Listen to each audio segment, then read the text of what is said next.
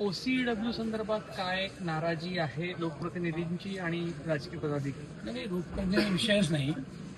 जुलै महिन्यात 3 महिन्याचं जे बिल यायचं नागरिकांना ते 1 महिन्याचं यायला. हे केलं कशाला महानगरपालिकेने? कारण ती टेंडरमध्ये कंडिशन होती. ती कंडिशन केव्हा अप्लाय केली? 13व्या वर्षी. ती पहिल्या वर्षी करायची होती, 13व्या वर्षी केली की महिन्याभराचं बिल पाठवलं. त्याच्यामागचं कारण काय? 3 महिन्याचं बिल समजा 300 रुपये येणार असेल तर महिन्याचं 100 येईल आणि मग त्या माणसाच्या खिशाला त्रास नाही, म्हणून ती पद्धत होती. पण ती 13 वर्षांनी गेली. म्हणजे त्याच्यावर तो दंड लावला पाहिजे की 13 वर्ष आधी टेंडरमध्ये असलेली कंडिशन तुम्ही 13 वर्षानंतर इम्प्लिमेंट करा. 13 वर्षानंतर OCW. दुसरं, 3 महिन्याचं बिल समजा 300 युनिटचं असेल, 300 युनिट्स, तर महिन्याभराचं बिल 100 युनिटचं यायला पाहिजे. 3 महिन्याचं बिल 300 युनिटचं होतं, महिन्याभराचं बिल पण 300 युनिट्स. याच्या मागचं कारण असं आहे की टेंडरमध्ये कंडिशन होती की तुम्हाला या शहरातलं ज्या पाण्याचं मोजमाप होत नाही ते पाणी लिगली तुम्हाला नीट करायचं. NRW ज्याला म्हणतात, तो NRW खोट्या पद्धतीने कमी झाला आहे त्यांना दाखवायचा. तो तुमच्यासमोर त्यांनी प्रेस घेतली मीडियासमोर आणि खोट्या पद्धतीने OCWने सांगितलं की आम्ही NRW कमी केलं.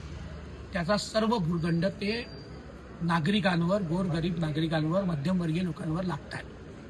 त्याचा आमचा स्पष्ट विरोध आहे. मी तुमच्या माध्यमातून तुम्हालाही विनंती करतो की तुमच्या माध्यमातून नागपुरातल्या सर्व मीटर धारक पाणी जे वापरतात त्याला विनंती करतो की जर चुकीचं बिल आलं असेल, 3 महिन्याचं बिलही तेवढं होतं आणि महिन्याभराचं बिल तेवढं असेल तर कोणीही ते बिल भरू नये.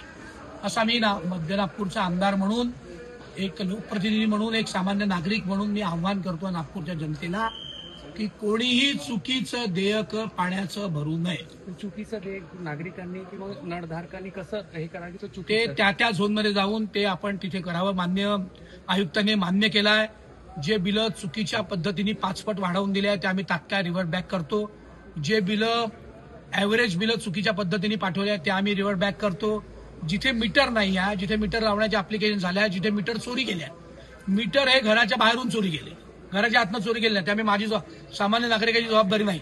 जिथे मीटर चोरी केले तिथेही ते ॲव्हरेज बिलं पाठवतात, नवीन मीटर लावत नाही. तेही 5-5, 10-10 पट आले आहेत. त्यामुळे सगळे आयुक्तांनी मान्य केलं, मान्य आयुक्तांनी, की आम्ही हे रिव्हर्ट बॅक करतोय.